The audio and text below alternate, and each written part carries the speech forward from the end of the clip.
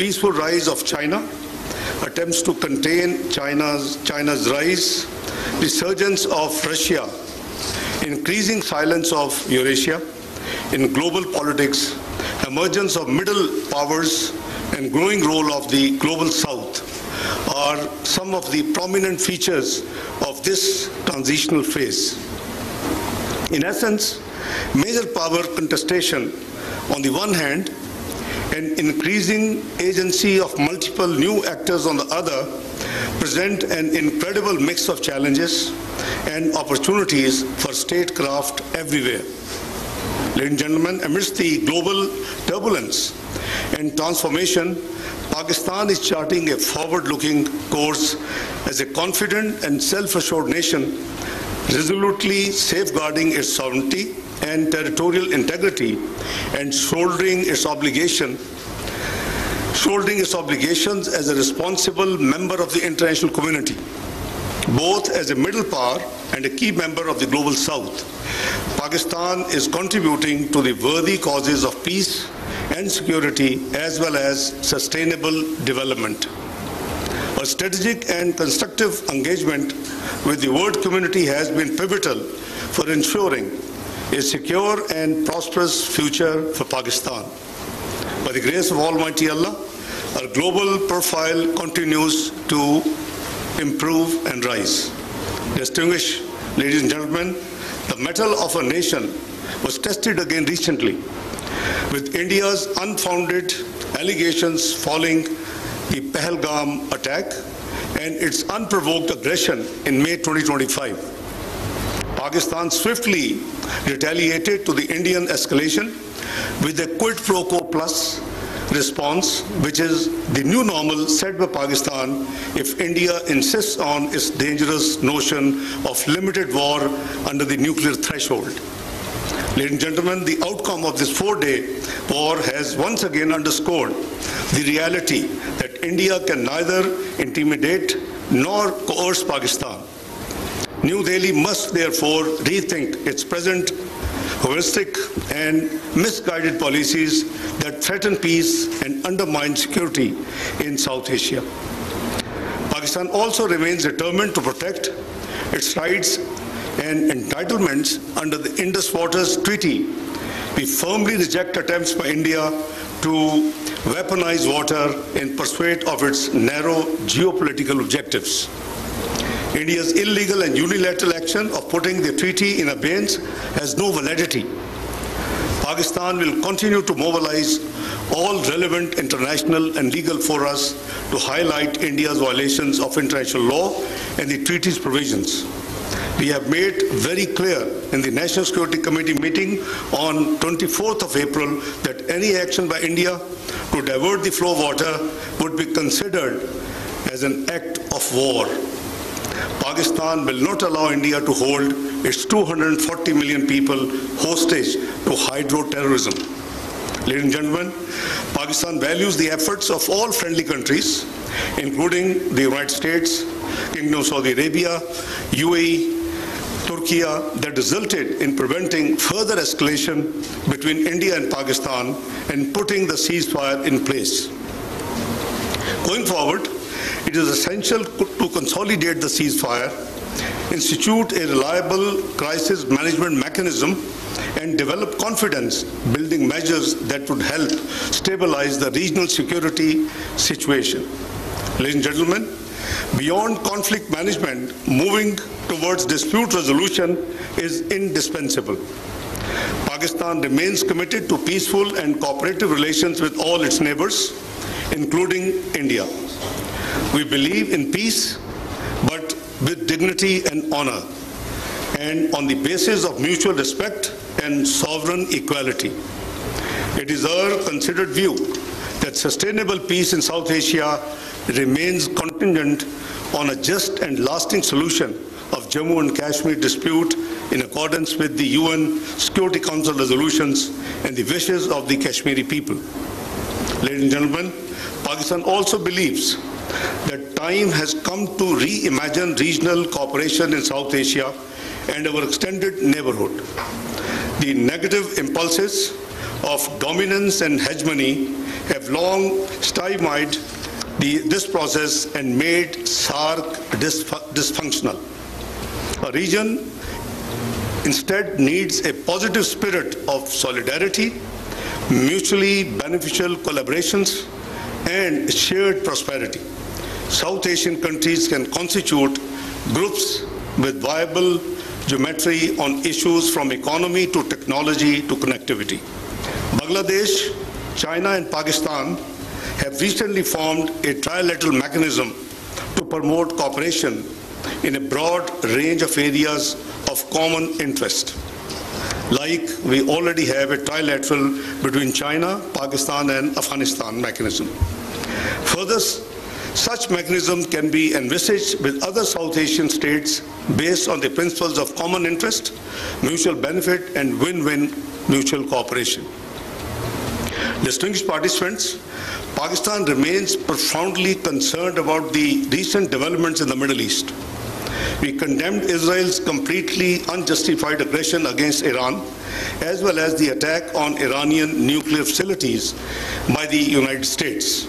These actions, representing a highly dangerous escalation, have been in violation of the UN Charter and the international law. Pakistan has consistently supported Iran's legitimate right to self-defense under the Charter. We appreciate the constructive and pragmatic approach that Iran adopted in finding a negotiated solution to the nuclear issue. The US-Israeli actions seriously undermined the long-standing norms of interstate behavior and exposed the entire region to a conflagration of potentially unimaginable consequences.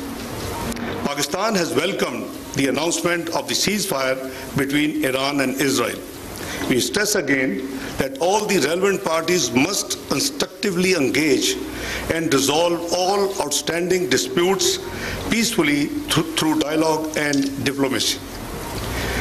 Ladies and gentlemen, Israel's genocidal war against Palestinians in Gaza continues to be a stain on the conscience of humanity. The wanton killing of children and women, use of starvation as an instrument of war, mass destruction of homes, schools, and hospitals in the world history. These actions cannot be condoned enough and cannot be condemned enough.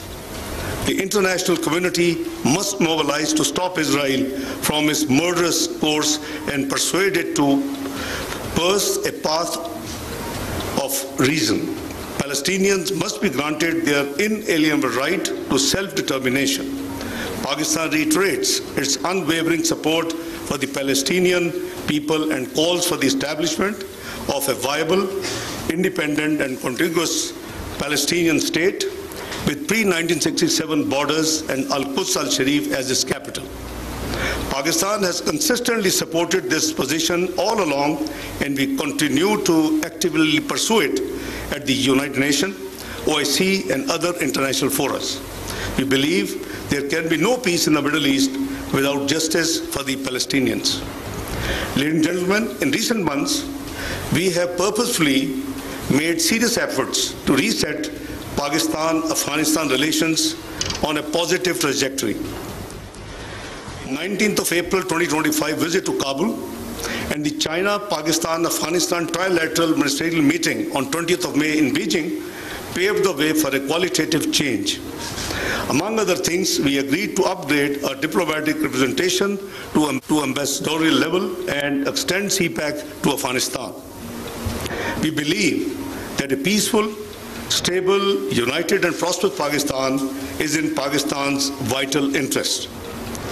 Having made serious efforts in Afghanistan's interest, it is a legitimate expectation that the Afghan interim government would take all necessary steps to ensure that Afghanistan soil is not used for terrorism against any state, including and particularly Pakistan.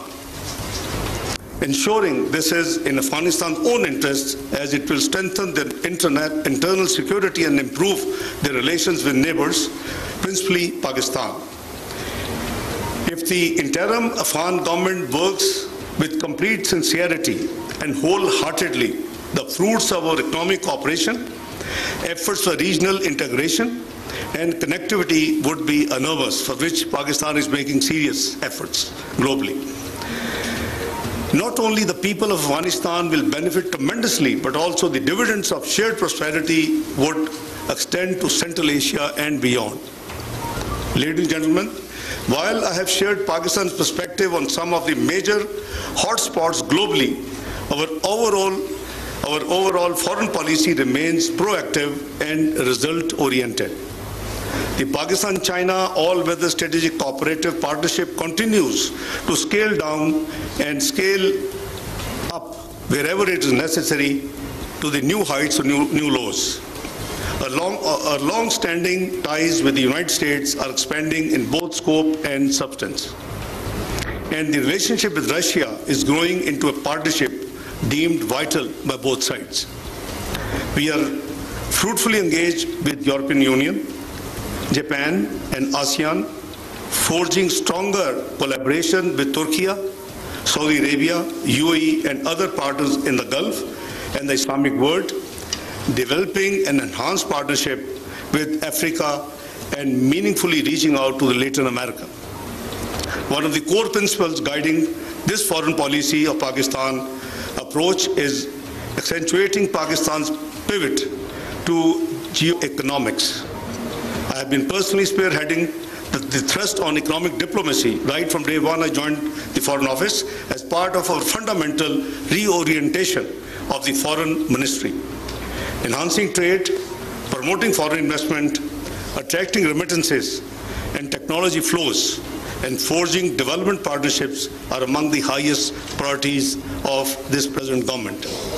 In this way, foreign policy becomes the most important instrument to protect and promote Pakistan's economic interests and to substantially contribute to the process of national development. Ladies and gentlemen, the other core principle in the external dimension is our abiding commitment to international law, United Nations Charter, and the UN-centered multilateralism. This is of utmost importance for effectively addressing the world's complex, interconnecting threats and challenges pertaining to peace and security, climate change and sustainable development, terrorism and transnational crimes, strategic stability, and destructive arms races, misinformation and disinformation, and Islamophobia and interfaith harmony. As an elected member of the UN Security Council for the years 2025-2026 term, Pakistan is actively engaged on all these issues and making practical contributions. Serving on this high table is indeed a unique honor, and I reassure you that Pakistan will remain a strong proponent of peace, international legality, justice, and collective solutions to the common problems.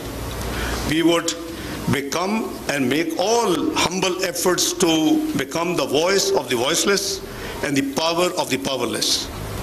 With these words, I congratulate the ISSI on its Foundation Day celebration again this year and thank them for providing the opportunity to share my thoughts with this august gathering.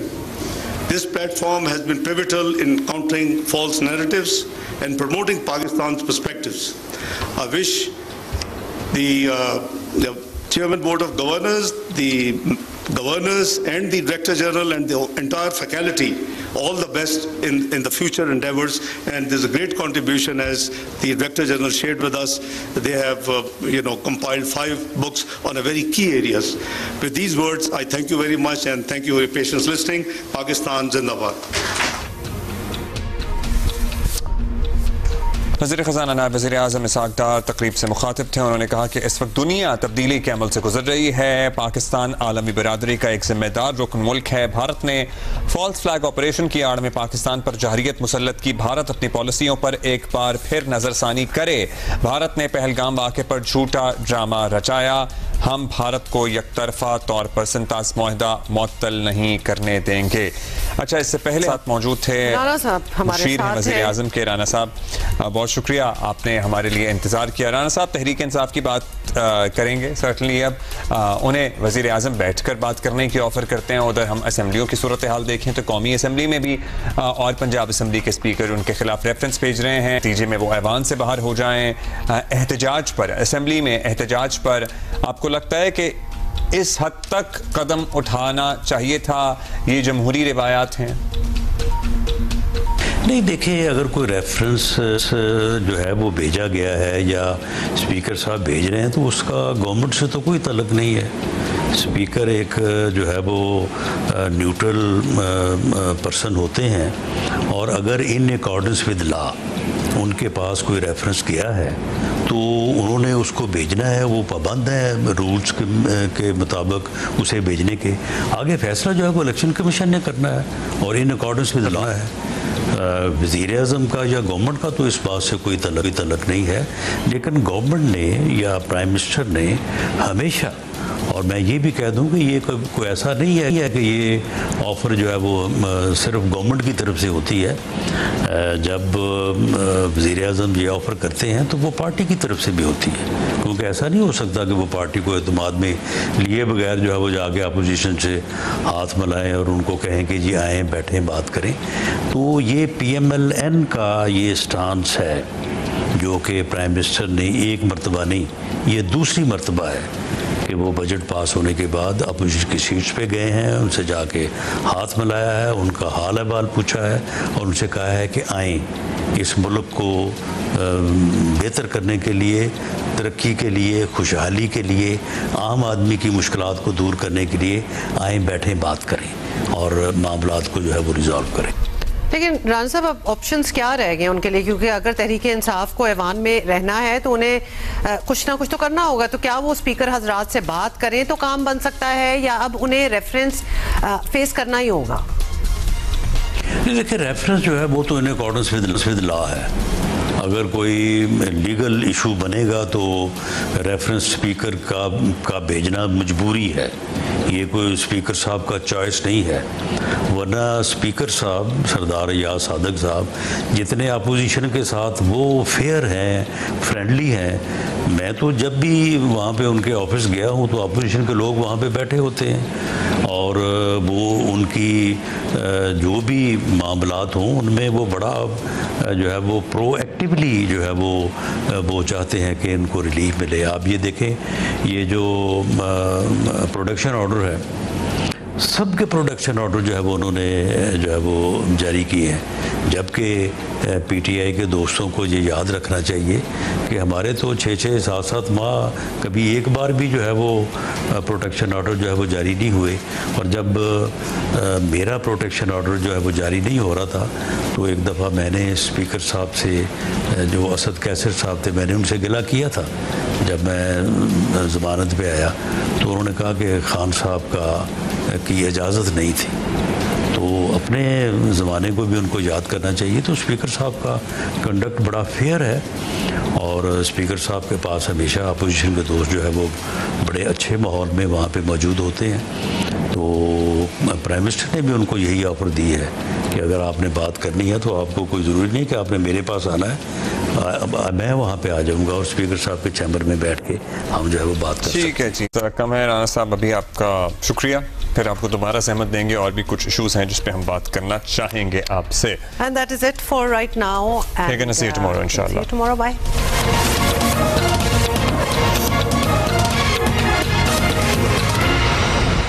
In CPO के 2 spray से मिले आपकी फसल को तने की सुंडी और पत्ता लपेट सुंडी से मुकम्मल निजात। इन सीपीओ बढ़ाए पाकिस्तान का खजाना।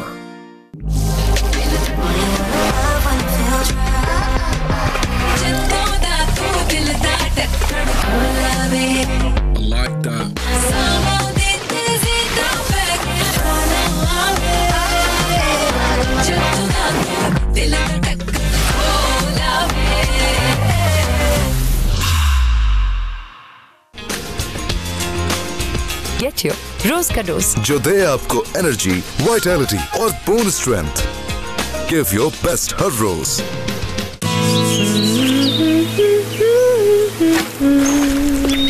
तुम बड़ा गुनगुना रही हो। इसकी सफाई के गुण गा रही। पहला गुण लीमू, जो कपड़ों की गहराई में जाके मैल खींच निकाले। दूसरा गुण इसकी खुशबू, जो दे सफाई का महकता एहसास। अब से साथ में गुनगुनाएंगे।